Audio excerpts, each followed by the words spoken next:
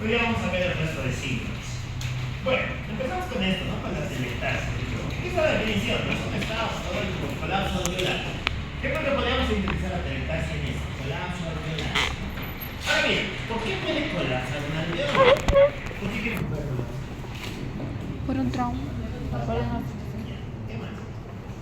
De hecho, se un trauma también. Aumento de la presión. Pero se aumenta la presión. Toras. Colapso. Se convierte en una pula.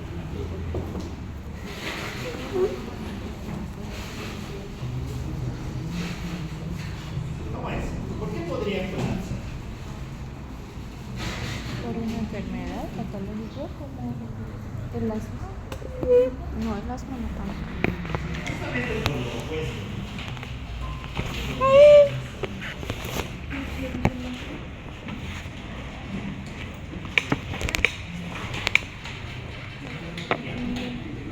Entonces, nos acordamos, ¿no? ¿Qué es lo que mantiene un alveolo abierto y aperturado? Porque esos alveolos tienen cierta apertura. Por dos importantes factores. El primero, tiene el aire está circulando por aquí. Y el aire ejerce una presión y por ende un volumen allá donde los globos son el ejemplo perfecto de esto. Y en segundo lugar, porque tiene un compuesto que se conoce como surfactante. Y bien, recordamos que el surfactante disminuye la tensión superficial y por lo tanto evita el colapso de las paredes encima de las unas sobre las otras. ¿Ya? ¿Qué es lo que encontramos en una atelectasia? Pues en una atelectasia se va a alterar algunos de sus factores. El primero, ¿qué podría impedir que el aire ingrese hasta nuestro alveolo? Las camas son fluidas, no se escribe el rico pues el aire que no pasa, y si el aire que no pasa, pues mi alveolo colapsa. Cierto. Muy bien, la patología obstructiva es bastante importante. ¿Qué causas encontraríamos dentro de la patología? Asma, F y asma. Pues, la bronquitis crónica, los tapones de mosco, las neumonías, el cáncer, todos ellos van a actuar como la obstrucción. Bueno, desde luego el compromiso de la atelectasia va a depender de varios parámetros. Para empezar, su localización. No es lo mismo tener afectado o tener comprimido alguno de los bronquios terciarios o alguno de los bronquiolos, ¿no?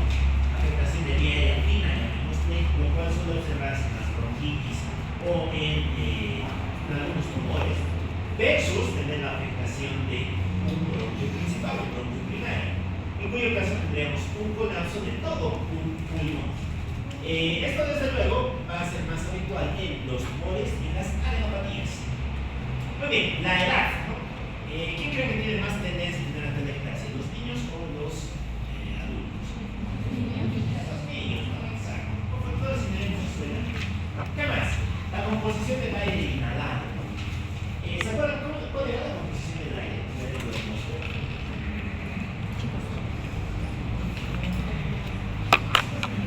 Nos vamos a clases del colegio, no vamos al colegio, nos han hablado de la estratosfera. ¿De qué está hecha la estratosfera? ¿Cuál era su composición?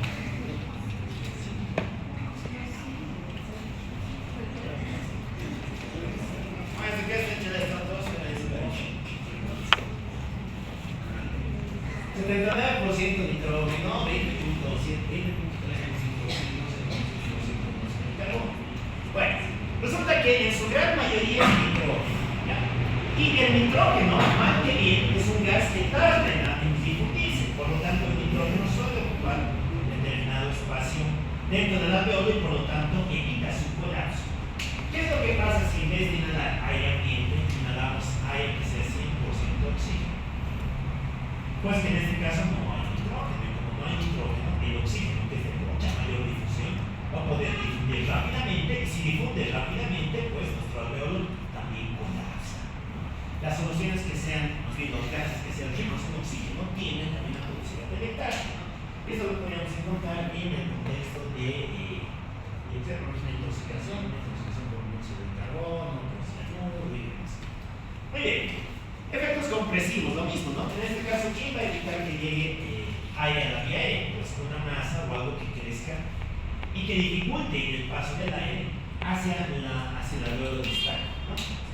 Como siempre, ¿no? Las compresiones se van a dividir en tres tipos: intraluminales, intraparetales y extraparetales. ¿A quiénes se les ocurre que podrían ser intraluminales?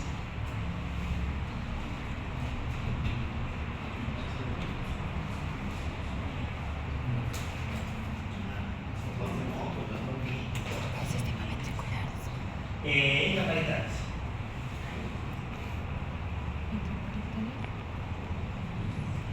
Carcinoma congénito del pulmón, cáncer del pulmón. Y extraparetales.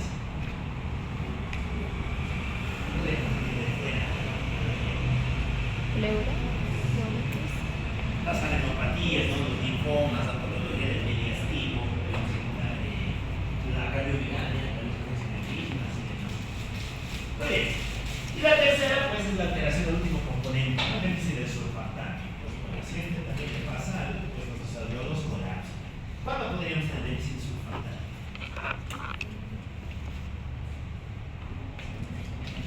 Entre 2 centímetros. El recién nacido, depende. ¿Cuál recién nacido? Prematuro. Antes de que se muera.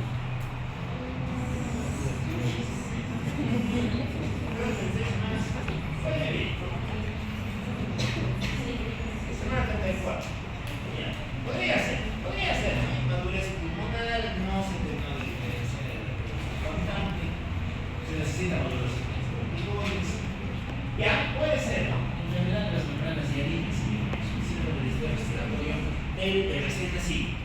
Bueno, si hay SDA del recién nacido, debe haber SDA del adulto, ¿no? La principal causa es el distrés. El síndrome del estrés del respiratorio agudo, para identificar el respiratorio agudo.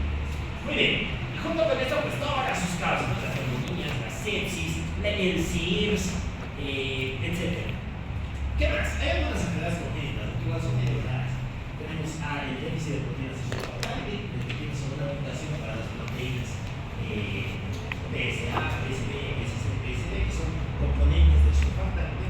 Y en segundo lugar, una enfermedad que también es siempre buena, pero que es muy letal, que es la proteinosis alveolar pulmonar, en la cual tus macrófagos no maduran lo suficiente y por lo tanto no pueden digerir el surfactante, sino que se pueden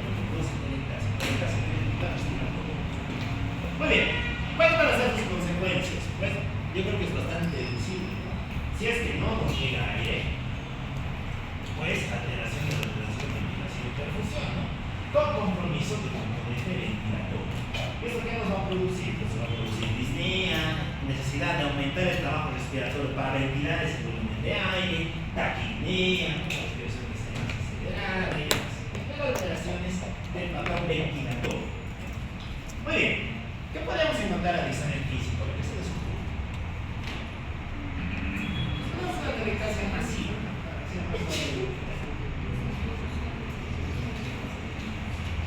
Lo de siempre, ¿no? Inspección, compresión, circulación. ¿Qué encontraríamos en la palpación? Los pulmones resoplan. Nuestro pulmón se ha colapsado, se ha convertido en una pequeña. Ha perdido aire. ¿Qué encontraremos en la palpación? La palpación anterior. Vibraciones vocales aumentadas. Porque se comporta como una masa sólida, se convierte en esto. Deja de ser globito, lleno de aire, se convierte en una cosa sólida. Aumentan las bebés, muy bien. ¿Qué más? Percusión, ¿qué notaremos? Ahora sí, agilez, muy bien. ¿Ya la auscultación?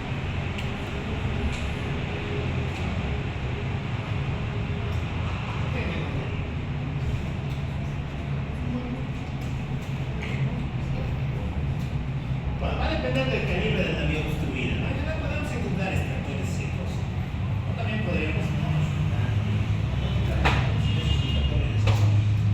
secundario que no está fluido. Recuerden que la auscultación lo que detecta es el paso de aire, precisamente la dilatación no fluir y todo. Muy bien. ¿Qué más tenemos? Tenemos la radiografía, ¿no? La radiografía nos es muy útil para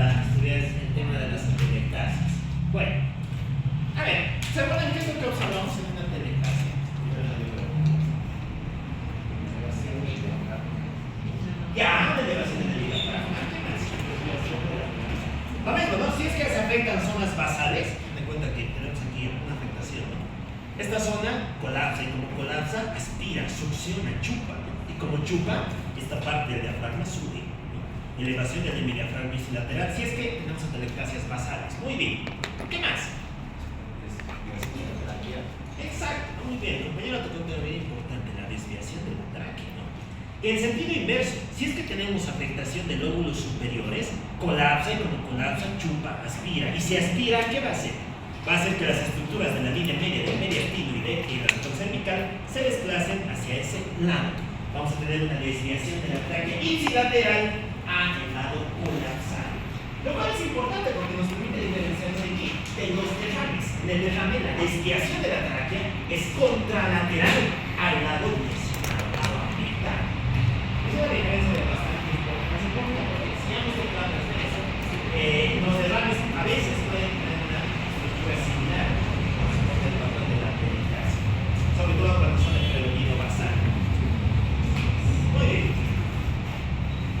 Bueno, aquí observamos lo mismo, ¿no? La elevación del hemidiafragma. Fíjense cómo se desvía cierto componente de las regiones mediastínicas, ¿no? De los vasos y demás hacia el lado colapsado.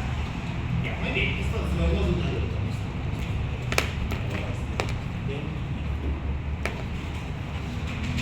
Muy bien, esa exploración funcional, pues ¿qué veríamos? Veríamos que hay una distribución en cuanto a la capacidad de difusión y más bien a la ventilación de los gases, ¿no?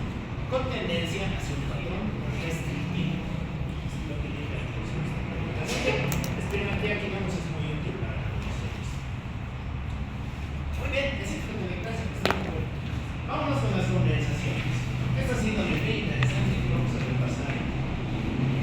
Ahorita nos vamos a mí. A ver, ¿cómo definimos una condensación pura? Está la definición ahí.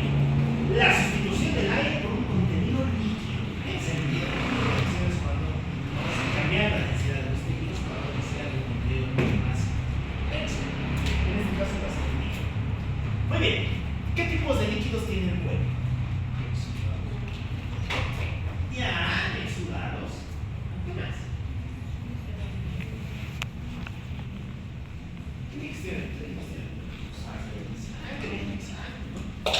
Y en algunos casos líquido. Muy bien, entonces esos tres se pueden acumular y si esos tres se acumulan te van a dar un signo de condensación.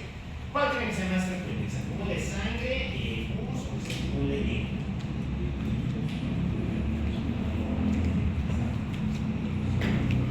Exudado, sangre o líquido. Sangre o líquido.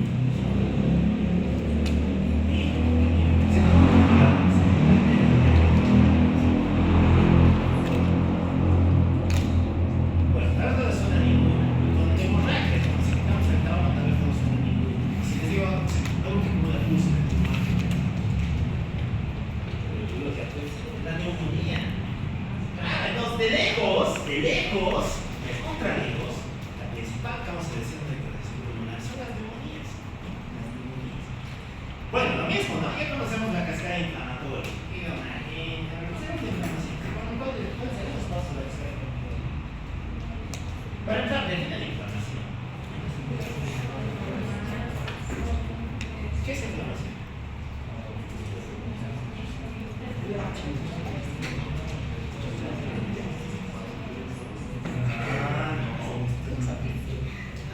Es la respuesta de los seres vivos a la nox, a la agresión. Bueno, resulta que en el caso de cualquier cuadro inflamatorio tenemos un agente generalmente infeccioso que se agrega a inducir entonces los fenómenos, ¿no? Vasodilatación, hipercaída. Por lo tanto, salen mucho más líquidos en muchas células y como sabemos, pasa a tener un cúmulo de sustancias ricas en células y de proteínas que se va a exudar. Bueno, eso pasa en muchos cuadros inflamatorios, el pulmón no es la excepción. En este caso tendríamos una neumonía. Muy bien, ¿se puede acumular sangre? Sí. ¿Cuándo se puede acumular sangre? En el trauma, ¿qué más? El motor de sangre es traumático. ¿Cuándo más tiene que acumularse sangre? No, en el trauma se acumula tras una. Cáncer, no. Por poder puede, pero el infarto pulmonar, la patología obstructiva vascular, ¿no?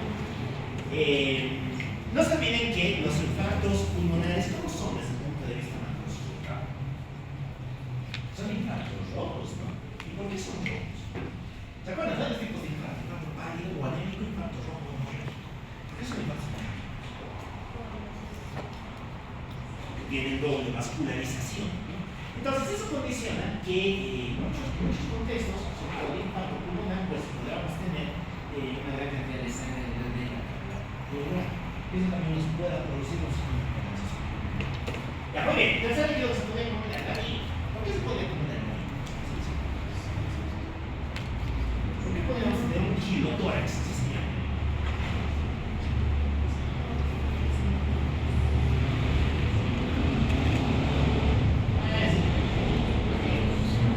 Vamos a acordarnos. ¿Cómo es que la linfa vuelve a la circulación sistémica?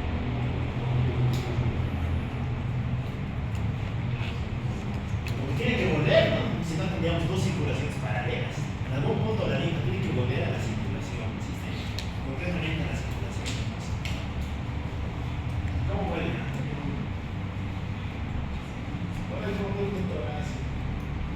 Claro. Entonces, si es que tenemos algo que comprometa a esa estructura, y como dice el nombre, no está en el tórax, pues podríamos tener acumulación de linfa. ¿Quiénes juegan aquí? Juegan los pulmones, juegan las alveopatías, y juegan el cerebro. Pero bueno, son causas mucho menos frecuentes. Ya. Veamos a los mecanismos, sus consecuencias. Bueno, lo de siempre, ¿no?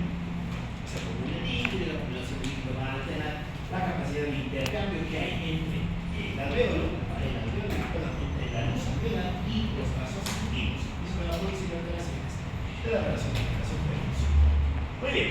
¿Qué es lo que vas a tener? Vas a tener apoplistea, hipoxemia, hipercamia, y después lo que acompaña a la enfermedad. Si tienes una neumonía, pues tendrás aparatos sistémicos, hemotórax, tendrás tendencia a la hipotensión, si tienes quinotórax, podrías tener derrame lechoso y demás.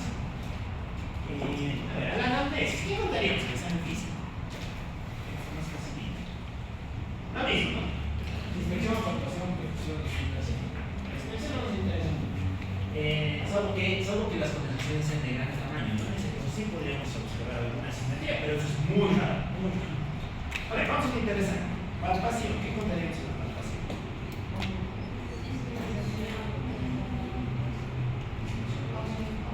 Aumento.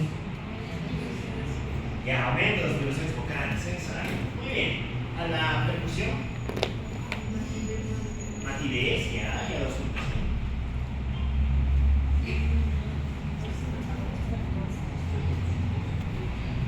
¿Cómo se llama eso? Cuando el aire pasa a través de una luz.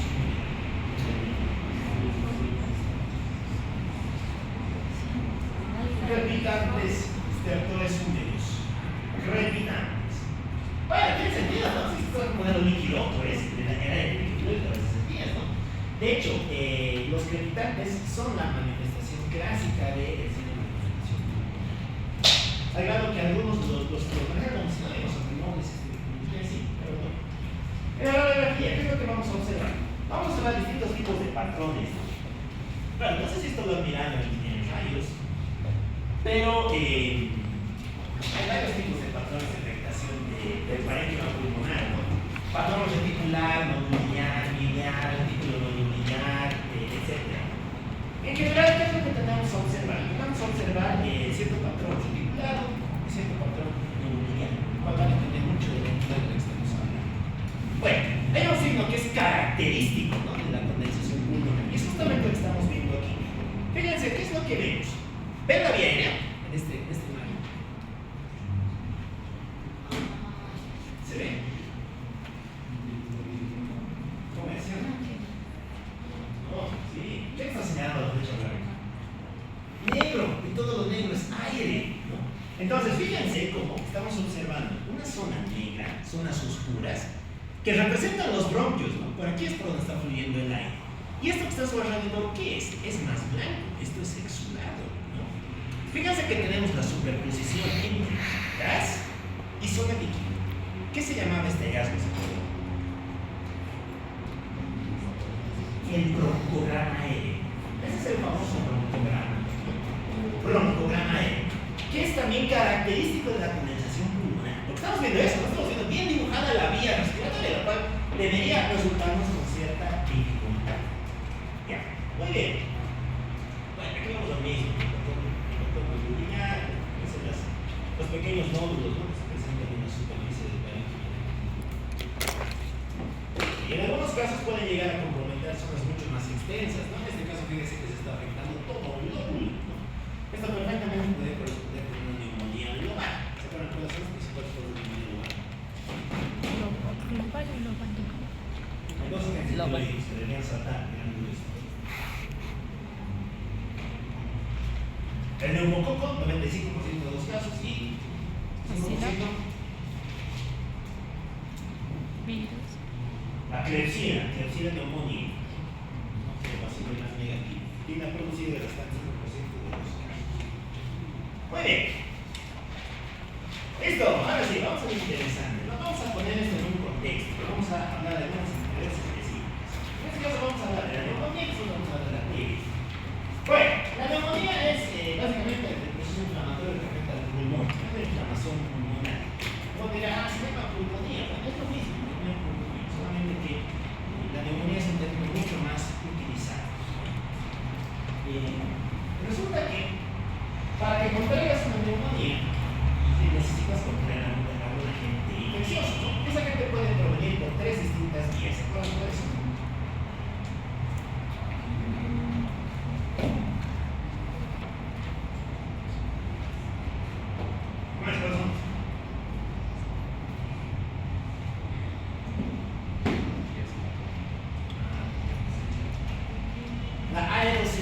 Aerosolización. Como tienes partículas tan finas que tienden a cruzar a través de la vía aérea, si no llegar a los pulmones, te podrán jugar con los virus. ¿Qué más? Incluso de unas gotas de mucho mayor tamaño, las cuales las famosas gotitas de flujo. Ahí suele jugar tuberculosis, suele jugar las bacterias. Y finalmente la vía hematógena. La vía hematógena no contrae la gente por medio de la inhalación, sino porque la gente está cruzando, porque se encuentran muchos tejidos. Ese es el cuadro clásico de las sepsis. Muy bien. La neumonía puede tener distintos y variados agentes etiológicos. A ver, repasaremos algunos. Se puede estudiar de distintas maneras. Vamos a hacer primero un abordaje por los escenarios y después por situaciones específicas. Empezaremos. Agente más frecuente de neumonía en un menor de 6 meses.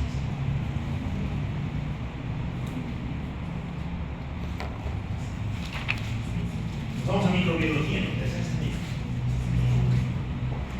Virus. Puede ser, pero no sabemos. Aspecto de las bacterias. No. La clamidia neumonía. De 6 meses a 5 años. Vamos a hablar solo de bacterias, ¿no? Ahora vamos a hablar de las bacterias.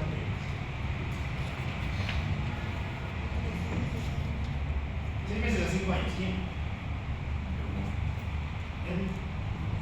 No, poco. De 5 a 18 años.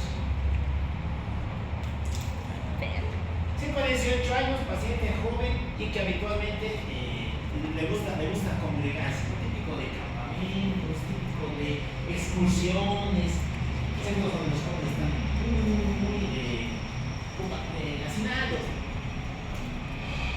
Gente más fuerte. El micoplasma neumonía.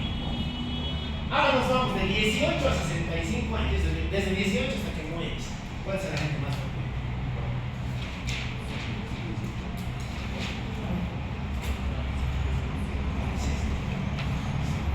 De 18 en adelante.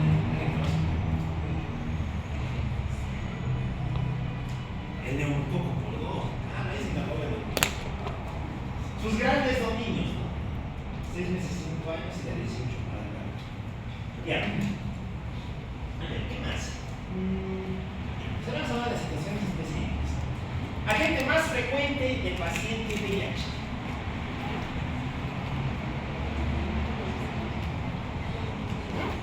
¿Cuál sería?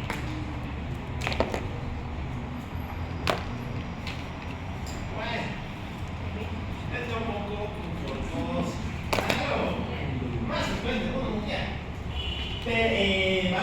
70 años, tercera edad, que habita habitualmente en residencias de ancianos, la gente más joven.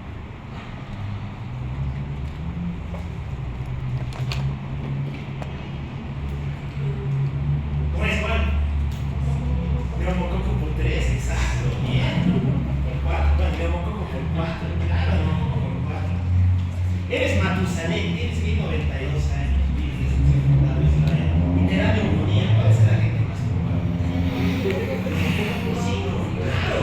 El neumococo es la gente más frecuente de la neumonía del mundo. Y eso es importante, ¿por qué? Porque el tratamiento empírico de la neumonía siempre tiene que cubrir neumococo. Siempre tiene que poner un betalácnico o algo que cubra al neumococo. Tiene que estar en cualquier esquema, no poner eso siempre tiene que estar cubierto el neumococo de sus esquemas, salvo que sea un COVID con mucha sospecha de que no sea una neumonía líquida. Pero en general siempre se cubre el neumococo. Lo que cubrimos el neumococo no nos vamos a fallar. Igual. Dije sí, no. Primera sentencia.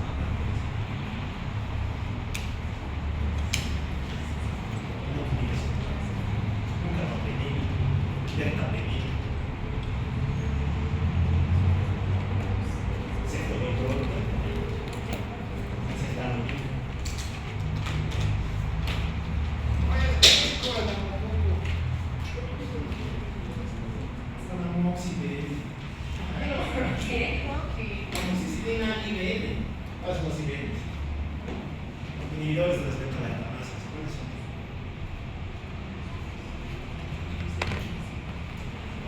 El ácido clavulánico,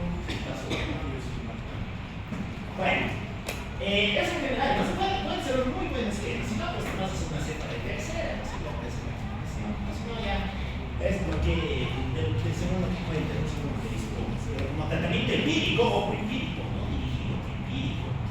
Vamos a ver a la señora, está con mucha idea que esto es el aparato. Si viene que poner el aparato, ya. Muy bien, ahora si vamos con situaciones bien específicas, bien puntuales. A ver. Alcohólico. Fuera del neumococo, ¿qué otra gente deberíamos pensar?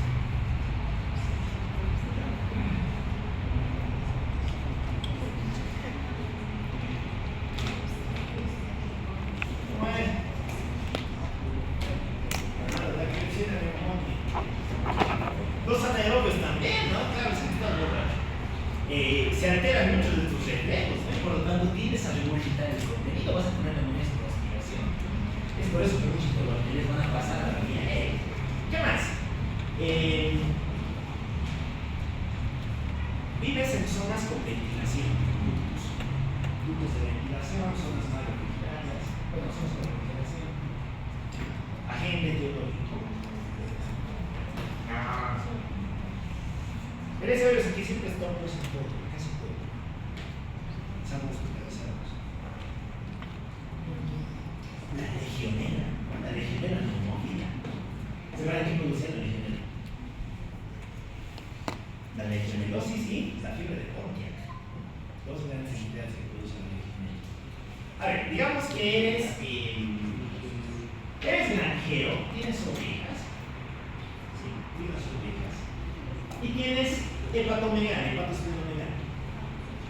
Con picos de fiebre, neumonía, la gente más probable. No.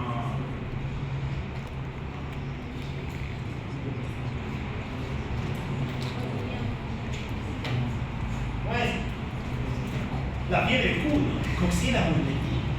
La coxina. A ver, te acaban de internar, hospitalizado. La gente es más probable. En este Streptococcus no, Streptococcus no lo tengo.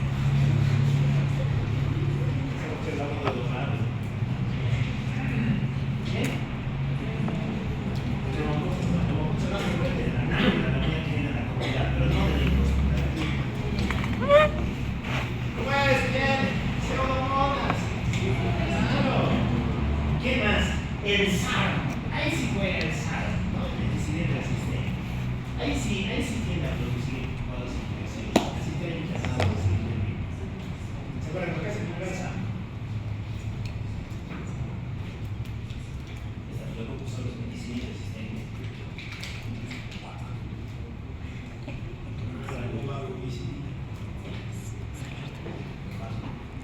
Ya. Tienes loros. Tienes un sufrimiento. Hay gente más probable.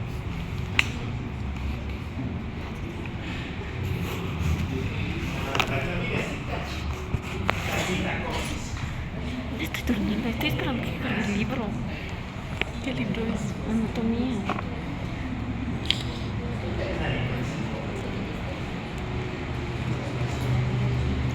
¿Para qué? ¿Qué tienes que leer? Sistema nervioso central, periférico, tallo cerebral, meninges y sistema ventricular. Otro tareas. Así que un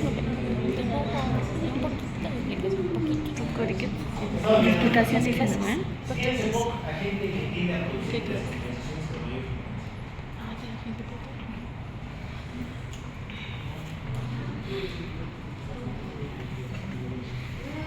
Se nos van a hacer top 3. Está. ¿Quién sería todos los otros? El hemófilos y la moraxela. Moraxela catarrhalis. Si tienes hipoinmunoglobuliniemia, tienes un déficit de la inmunidad innata, perdón, de la inmunidad de las mucosas por déficit de IgA, agente más probable.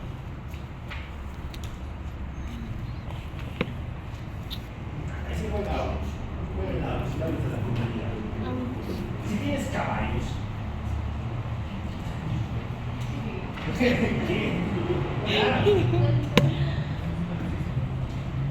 Nadie tiene caballos. ¿Sabes qué caballos? Caballos de la provincia. Era el caballo.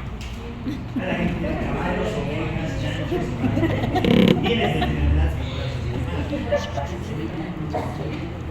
Bueno, si no, ya no voy a ir al campo. Rhodococcus oeki. ¿Qué es Rhodococcus? ¿Qué es Rhodococcus?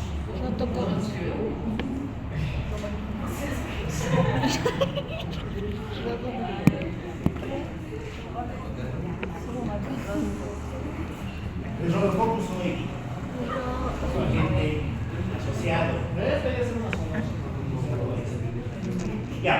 Muy bien. ¿Qué más? Pero ya hemos hablado del neumococo. ¿Qué es el neumococo? El estreptococo es neumonía. Ya, bueno, hay que repasar el número. El estreptococcus neumonía es el neumococo. Son sinónimos. Son abreviaciones de neumococo. Ya, listo. Ahora ya hemos hablado de agentes, hemos hablado de vías, ya nos toca hablar. Ahora de su parte clínica. Si se acuerdan, esto se puede dividir de varias maneras, ¿no? Vamos a hablar de la clasificación clínica y de la clasificación radiográfica. Bueno, ¿qué te dice la clasificación clínica? Te dicen, las neumonías se dividen en tres grandes tipos. La neumonía típica, la neumonía atípica y la neumonía con cavernas. Bueno, desde luego todos tienen sus agentes, ¿no? Todos van a producir neumonía típica en general, todas las bacterias, excepto las que te producen atípicas. ¿Y quiénes te producen atípicas? Aquí juega el micoplasma, juega la clamidia y juegan los virus, los virus. ¿Y quiénes te producen cavernas? Pues aquí juega la bacteria. Todos los demás te van a producir neumonía típica. ¿Y por qué se llama neumonía típica? Pues porque cursa con lo que típicamente tendría una neumonía. ¿Cómo creen que es un paciente con neumonía? Fiebre muy alta, fiebre muy baja, sin fiebre. Fiebre aguda, alta, leve, moderada, sin fiebre, febrícula. Fiebre, una fiebre de alta intensidad, aguda. Es así como tener que una infección aguda, ¿no? Fiebre, ¿qué más? ¿Tendrá disnea? Sí, ¿no? Sí, disnea. Dificultad respiratoria, sí. Hipoxemia, sí. El saturómetro está saturando poco. Podría acompañarse de tos, no necesariamente, pero puede. Frecuente. Mucho malestar general, producto del componente inflamatorio que tiene la enfermedad. Muy bien, todo eso juega en la típica, porque es lo que tú típicamente esperarías que sea una neumonía. ¿Qué creen que va a parecer a la neumonía atípica? Lo que no sea típico. Tener una fiebre leve o una febrícula, ¿será esperable en una neumonía? No. Y si la tienes, entrarías dentro de las neumonías atípicas. Aquí entran las febrículas, las elevaciones bajas de la temperatura. Aquí no suele haber malestar general, no suele haber un componente sistémico, por eso se llama típica, pasa muy disimulada, es muy insidiosa y suele ser de duración relativamente prolongada. Suele tener una duración mucho mayor respecto a lo que se ve de la neumonía. Vale, en las cámaras ya nos contamos un poquito de la técnica. Ya. ¿Qué más? Bueno, ya hacemos los típicos estudios, ¿no? Los buscaríamos, revisaríamos y demás, datos clásicos del síndrome de condensación que se detectaría mejor ¿dónde? En la neumonía típica. Aquí es donde se detecta mejor todo lo que hemos tratado del síndrome de condensación. En cambio no, puede que no tenga, puede que no lo tenga, puede que al examen físico no encuentres muchos cambios, pero eso también es atípico. Y si fuera cavernomatosa, pues cavernas, ¿qué tipo de hallazgo tenemos en los físicos? ¿Cuál era el sueldo típico de la caverna?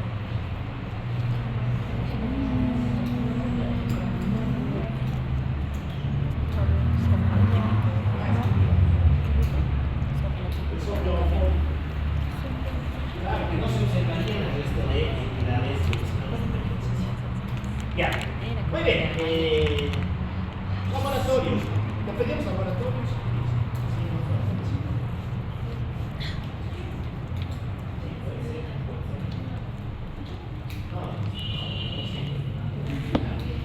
Sí o sí hay que pedir una cosa aquí, que todos son un cultivo de sangre. Sí o sí. Eso es un máscara. Todos deberían tener un cultivo de sangre. Otra cosa que no se haga. Pero bueno, por protocolo deberían. ¿Qué más? A ver, ¿qué no debemos conmemorar? La leucocitosis, muy bien, leucocitosis con neutrofilia, si es que es viral de la música, linfopenia y demás. Elevados los rapas, el cáncer fase agudo. Rapas normales, elevados o bajos. Elevados, nos está hablando de un patrón inflamatorio, ¿no? Elevación de dos cáncer fase agudo. ¿Y cuál es el cáncer fase agudo?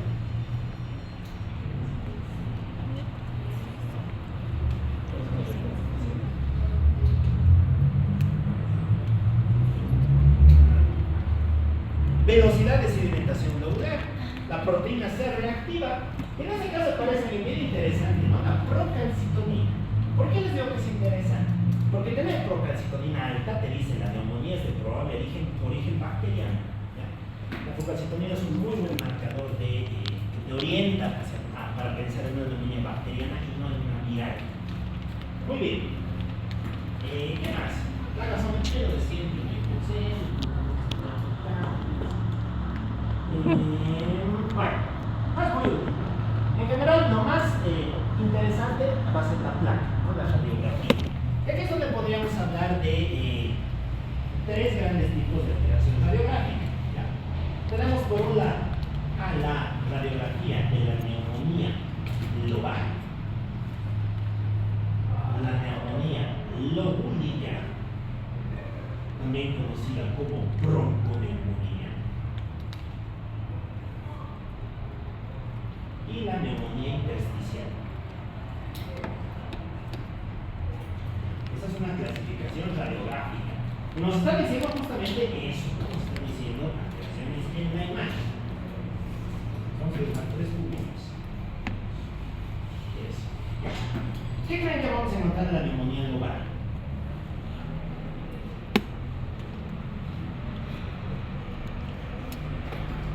¿Por qué creen que se llama lobar? Porque afecta un lóbulo, exacto. En la neumonía lobar vas a tener una afectación del lóbulo pulmonar. ¿Quiénes tendrían a producir neumonía lobar con mayor frecuencia que agentes etiológicos? Neumococo y Klebsiella pneumoniae. Tener este patrón te orienta a pensar que tu causa es por uno de esos dos, por neumococo o por Klebsiella. Y si lo juntas con antecedentes, pues podrías empezar a plantear el antibiótico empírico que le vas a poner al paciente.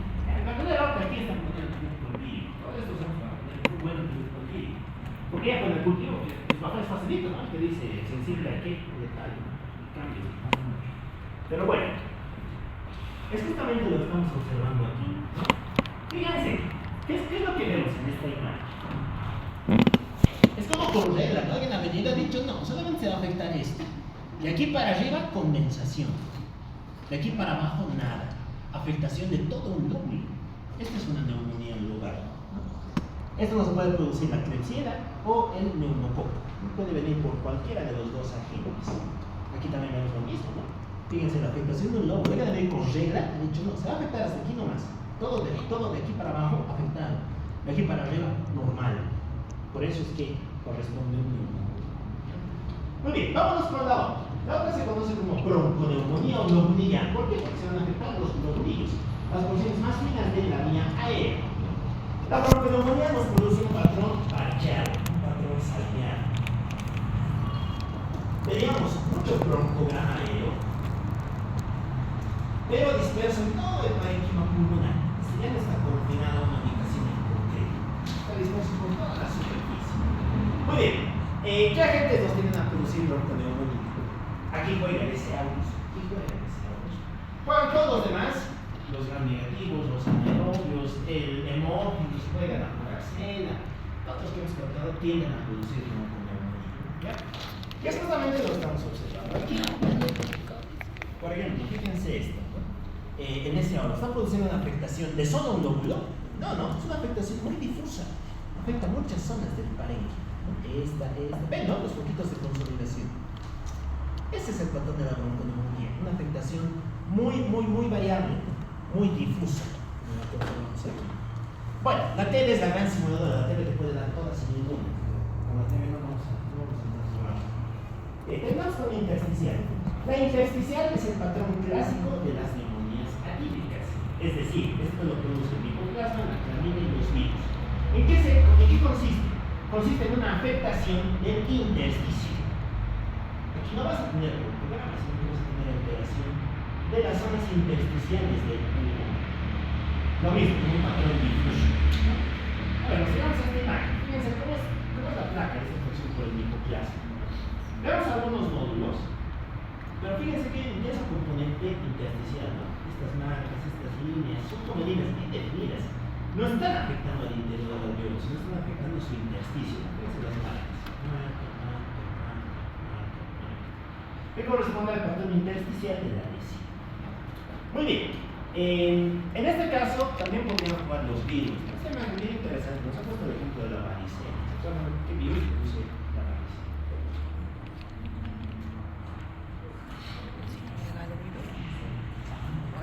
No es un virus.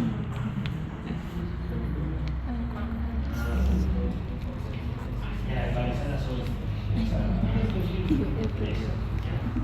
el VBZ. Muy bien. En este caso está produciendo un patrón miliar confluente. Este es el famoso patrón miliar, ¿no? ¿Se acuerdan por qué se llama miliar? Los granos de trigo es similar a dispersa una gran cantidad de trigo, de polvo encima del parénquima. Migas. No me suena con migas. Sí con migas, lo pueden servir, pero sí, son equivalentes. Eso, ya muy bien. Lo vemos aquí también, ¿no? Fíjense los puntitos. Es como que hubieras medido esas para hacer una cosa sencilla. Este patrón es clásico de la tele. No es el único que lo produce, no es el único, es un patrón, el patrón miliar. Pero es más habitual verlo asociado a la tele. Ya, muy bien. Entonces, juntamos todo, ¿no? Juntamos esto, y al final podemos llegar a tener una sospecha diagnóstica. Es muy importante. Bueno, en general te apoyas mucho en esto. Miras la placa y a partir de aquí lo juntas con la clínica. Entre ambos tratas de ubicar a la gente biológica. ¿Para qué? Para dar un tratamiento médico. Ya. Ahora, hay escalas aquí. Hay varias escalas. Vamos a conocer las más importantes. Hay una escala que se utiliza en cualquier lugar de emergencias ante una neumonía. Se conoce como la escala del CURB 65. No sé si han hablado de eso. El CURB 65 es una escala que predice internación. te va a decir cuándo tienes que dar tratamiento ambulatorio, cuándo tienes que internarlo y cuándo tienes que mandarlo a terapia intensiva, según los valores que vayas sacando. Bueno, el COP 65 básicamente es una escala que consta de distintos parámetros. Te habla de nivel de conciencia, el valor de la urea, que está arriba de 42 un punto, la frecuencia respiratoria, por arriba de 24, y blood pressure, ¿no? La presión arterial. Una presión sistólica por debajo de 90, una diastólica por debajo de 60, también te da un punto aquí. Y el último, que tengas arriba de 65. Por eso se llama pulso 65. Si es que tienes más de, si es que tienes 0 puntos, pues tratamiento ambulatorio, ¿no? De 1 a 2 te planteas la internación. De 2 para arriba tienes que internar consultado a terapia intensiva. Es una escala que te permite tomar decisiones rápidas en función a los parámetros que te marca la escala. Hay varias más, pero esta es una bien importante, es una sencillita, pero es una muy profesional. Juega junto con el son, de Chapán, ya. Y una vez que hemos decidido esto, pues pasamos al tratamiento. Como les he dicho, en general el tratamiento es el mismo. Bueno, está bien, no se hace neumococo, pues le damos tratamiento para neumococo. Si fuera un SAUS, pues lo mismo. En la comunidad, pues la penicilina, la clorexidina, y si no, pues damos a si se trataría de un anaerobio, ¿qué tal? Si fuera un anaerobio, sospechan que es un producto anaerobio. ¿Qué antibiótico cubre anaerobios?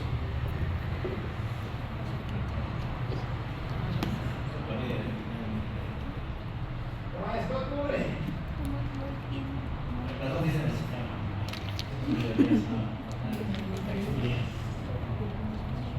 Linda, exacto.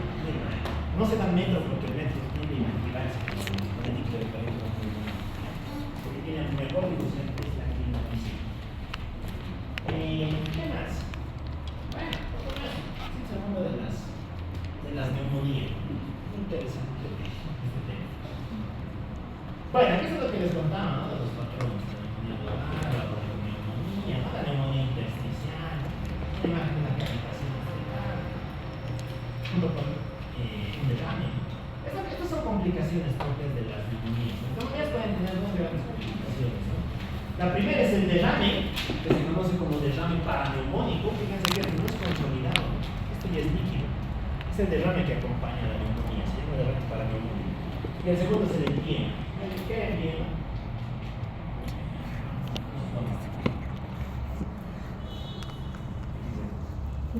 Pus en la pleura. Pus en la cavidad pleural. Causa más frecuente de persistencia de la fiebre después de reiniciar el antibiótico. Puede tener con antibiótico, no mejore, no baje la fiebre, debe dar la primera antibiótico, no, puede ser el tiempo, que es una función y hay que aspirar el líquido. Ok, bueno, vamos a hablar rapidito de la tele. ¿Qué era la tele? Características del cardiólogo.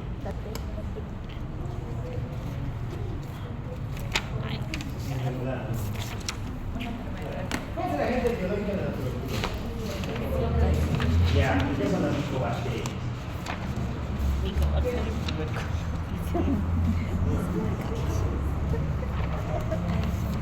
¿Qué son las micobacterias?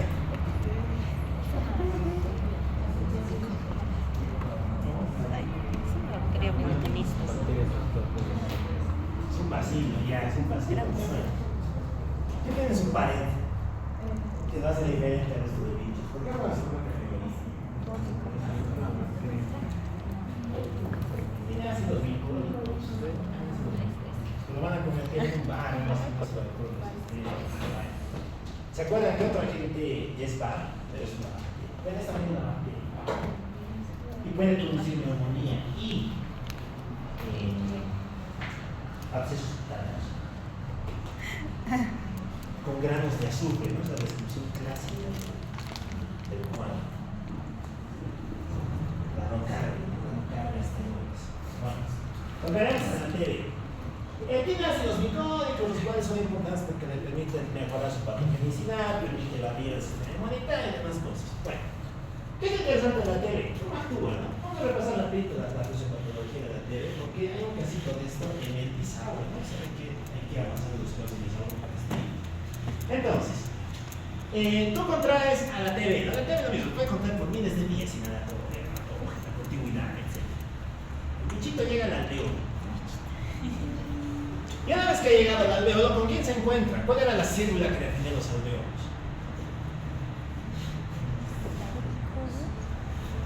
El macrófago alveolar. Se encuentra con el macrófago alveolar. El macrófago alveolar lo fagocita, se lo come.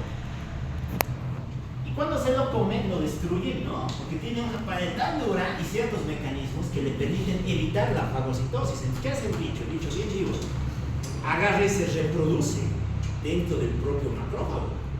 Al final lo mata. Una vez que lo ha matado, se libera y comienza a producir una infección. Esto se conoce como la primoinfección. ¿Se acuerdan dónde ocurre la primoinfección? En la zona periférica de uno de los pulmones, ¿no? Tiende a ser una lesión periférica. Y esta lesión periférica va a producir un patrón bien característico. ¿Se acuerdan qué se llama esa lesión? La lesión de la primoinfección por tuberculosis. El foco de Gone. El foco de Gone. ¿Qué es el foco de Gone? El foco de Gone es una zona de necrosis gaseosa. Lo que nos están diciendo es que ha llegado el bicho, está matando todas las células. Y estos pobres están tratando de defenderse a través de la producción de enzimas inflamatorias, ¿no? Se está inflamando y está produciendo una zona de necrosis gaseosa. Ya, muy bien. Lógicamente no puede quedarse así, ¿no? Porque si esto pasa, pues el bicho que come y al final muere. Eso es lo que le pasa a un paciente VIH, ¿no? Entonces, lo que se necesita es que aparezca una célula. Esa célula se llama linfocito T. ¿Qué tipo de linfocito T es necesario para que TH. Son los TH. TH1, TH2, TH3, TH6, TH16, TH4. TH4 y TH8. No, el TH2 es para producir anticuerpos. TH1. Se necesita linfocito TH1, de helper de tipo 1. Porque recuerden que este lo que hace es activar al macrófago a través de la producción de un compuesto que se conoce como el interferón gamma. Y de ese modo, pues el macrófago se vuelve un killer, ¿no? Tendrá un ojito rojo. Muy bien. Y una vez que gana su ojito rojo, está listo para destruir lo que se le cruza en su camino. Aquí es donde llega el bicho, trata de reproducirse, pero como ya tiene interferón no puede, así que el bicho se mata. Y este viene y mata a los demás bichitos. Muy bien, al final todos mueren, ¿no? En general mueren. Salvo un grupo de, y así como con toda la infección, salvo un grupo de algunos agentes que tienden a persistir dentro de los macrófagos alveolares que han sobrevivido. Hay algunas bacterias que persisten dentro de los macrófagos, ¿no? Y que van a estar en un estado de latencia, están entre comillas dormidos, esperando el momento a que la inmunidad baje, porque si la inmunidad baja, sobre todo porque este muere, pues este ya no va a poder estimularse. Si no se estimula, este se reactiva.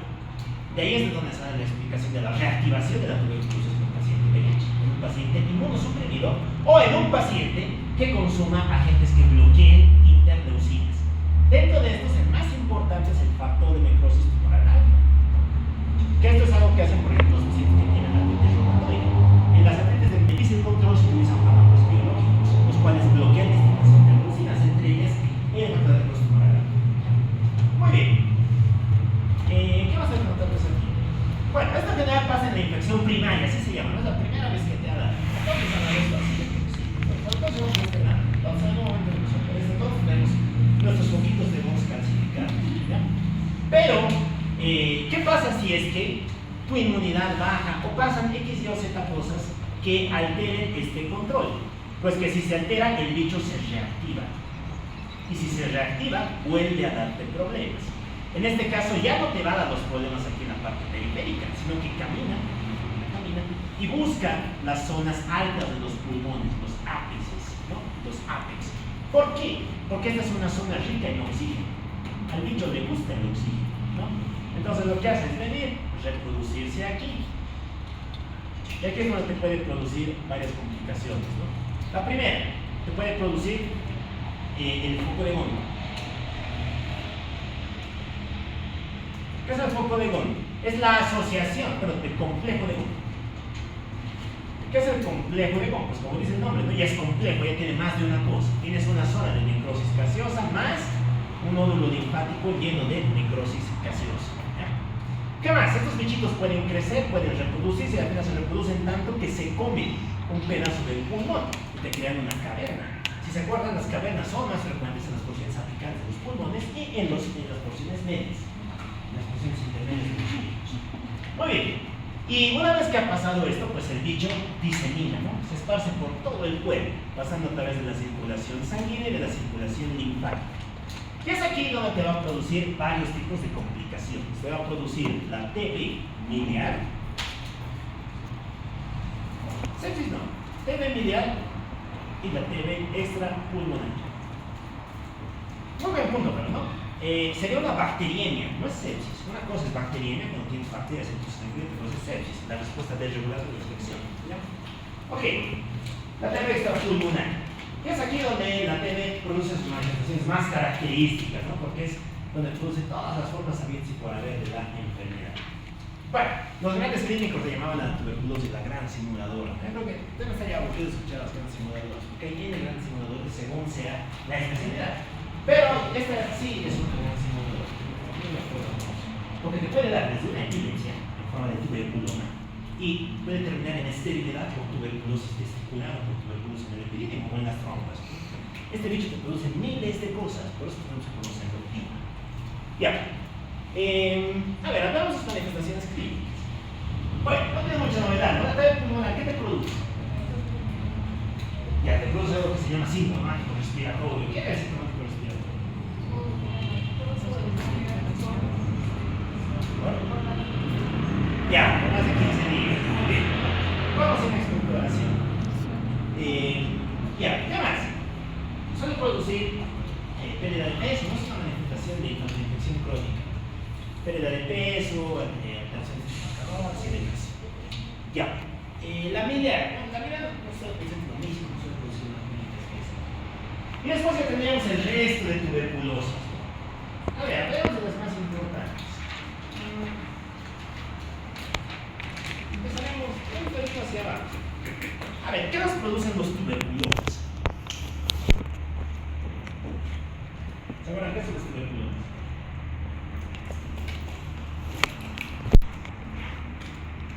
Tener zonas ricas en bacterias, ¿dónde? En el encéfalo, cuando el bicho viaja hasta el cerebro, se deposita en el quistes. ¿Qué te va a producir en ese caso? Se puede producir hidrocefalea, se puede producir convulsiones, se puede producir síndromes de focalización, se puede producir miles de cosas. Ya, seguiremos bajando.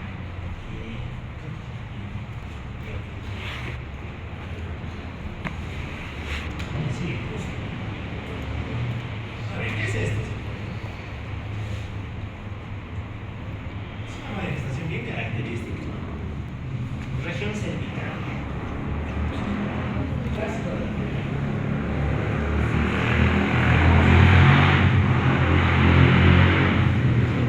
La escrófula.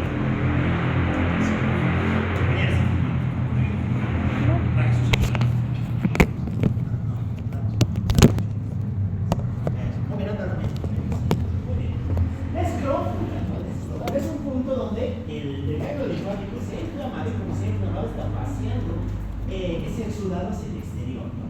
Son zonas de dístula de los ganglios infantiles, por eso por donde ves una cosa oscura.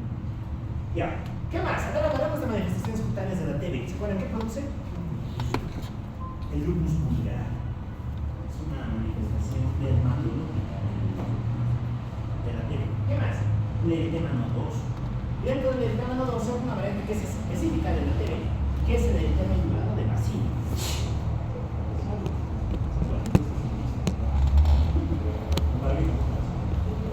El eritema indurado de Bacillus, también parte osteoarticular. A ver, ¿qué se llama esto, se acuerda? ¿Dónde está el bicho? ¿Qué son esos? Ya, la columna vertebral, ¿no? La médula o la columna. Es la columna, ¿no? Aquí están las vértebras, estos son los discos intervertebrales, aquí es donde está la médula espinal. Son los apófisis transversos. Ya. Aquí es donde está el bicho, ¿no? ¿Qué se llama esto, se acuerdan? La espondilolisitis tuberculosa, ¿qué se llama? El mal de Pot. Claro, el mal de Pot. Que es otra manifestación clásica de arteria. Bueno, ¿qué más? Principal causa de osteomielitis, la arteritis, es una causa muy importante. Sería la segunda nuestra, solamente que le gana el SEO. Osteomielitis. Ya, ¿qué más tenemos? Esto, ¿no? Bueno, produce alteraciones genitourinarias. La genitourinaria puede producir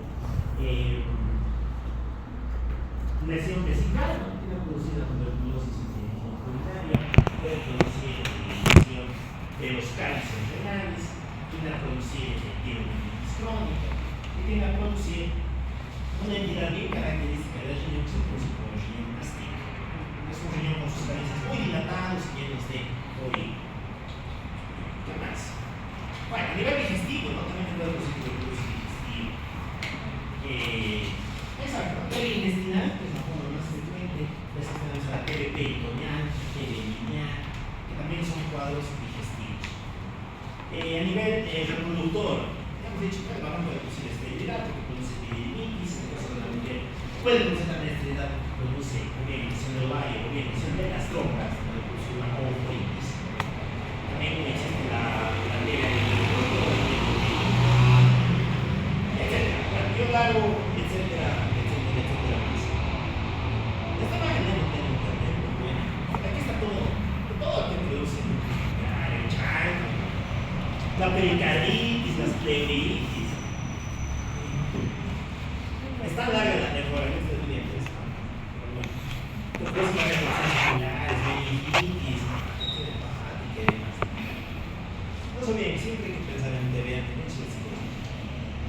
ya. ¿Qué es esto? La prueba. Ya, la tuberculina, oye, ¿para qué sirve la tuberculina? Fíjate,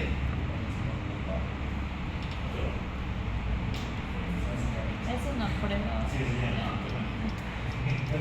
Por algo se llama prueba de la tuberculina. No. Lo que pasa es que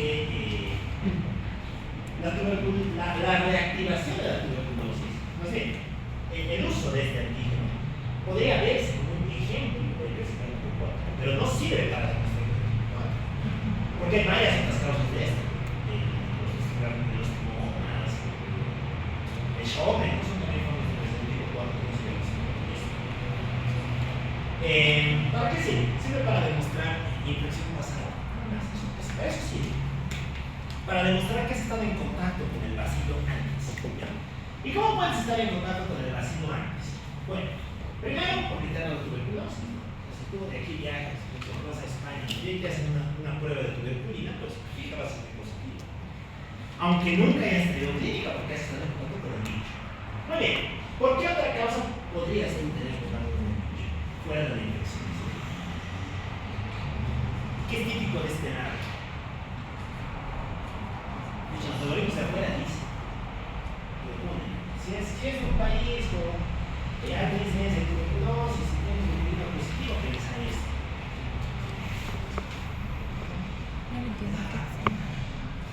Claro, la BCG, claro. ¿Qué es la BCG?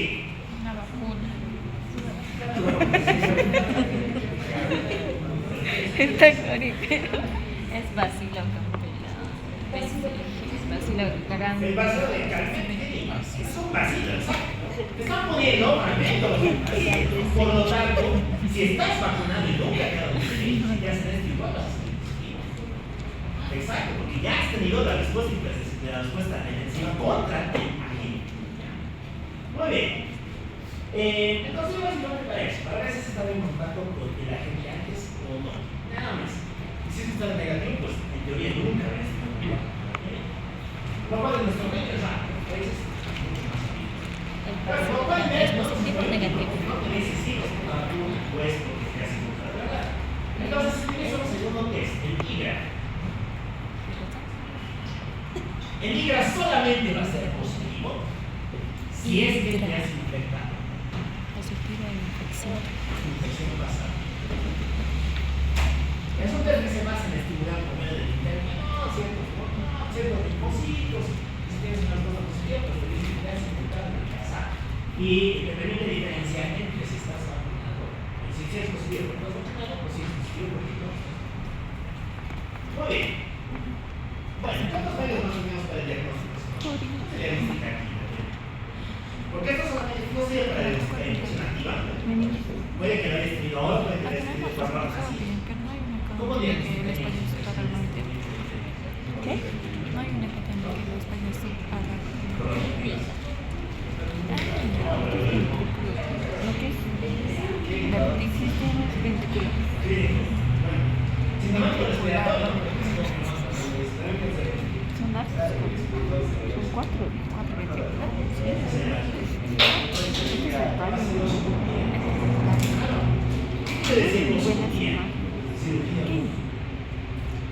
¿Qué es la paroscopía, endoscopía?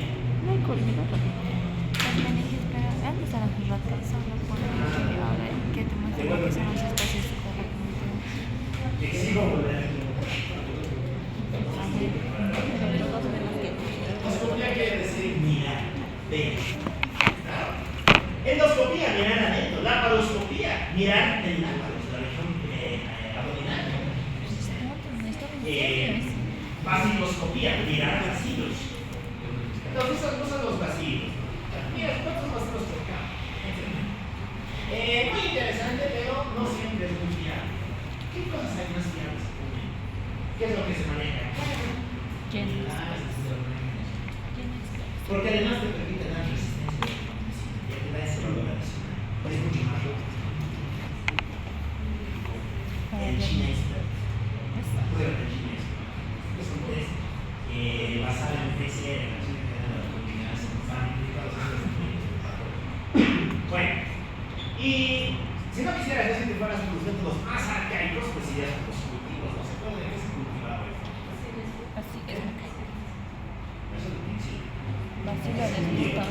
¿Qué se cultiva? Porque no tengo verdadero diagnóstico definitivo. Antes del China Expert era el cultivo. ¿En qué medio se cultiva? Medio anaeróbico. Lowenstein Jensen. Agar Lowenstein Jensen. Eso no sabía. ¿Para qué sirve? Para gram negativos.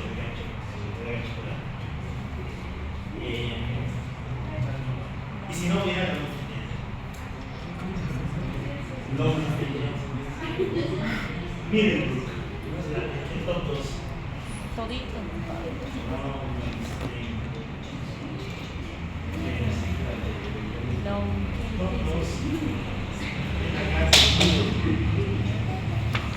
Bueno, si se meten a las guías de la TVN aquí, se también es por el gusto de los compañeros de periodismo. Es el cultivo de la tele. Ya, vale, el tratamiento ya lo conocemos. Vamos a tratar del tratamiento. Fármacos. De primera línea La corichistosita está. ¿Y tu brazo? ¿Qué le hicieron a la otra patita?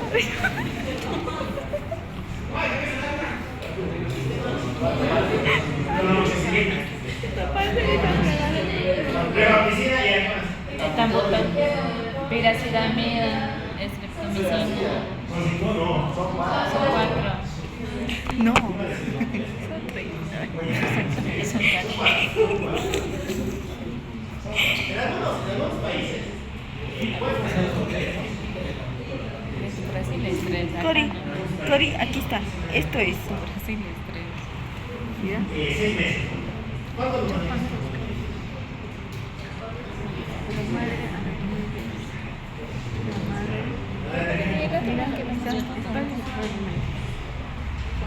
Cuando tienes afectación del sistema nervioso central, una meningitis tuberculosa, algún tuberculoma. Pero se maneja el Cori. O muy chiquito. No,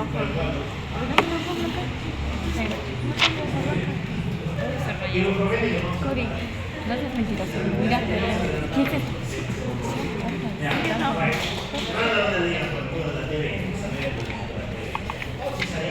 ¿Para qué quieres para calcular? Ya. Y La sacarlo. otra enfermedad de los cielos, muchachos, es esta, la afectación intersticial difusa.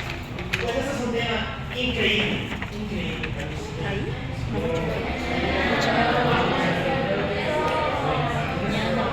Por favor.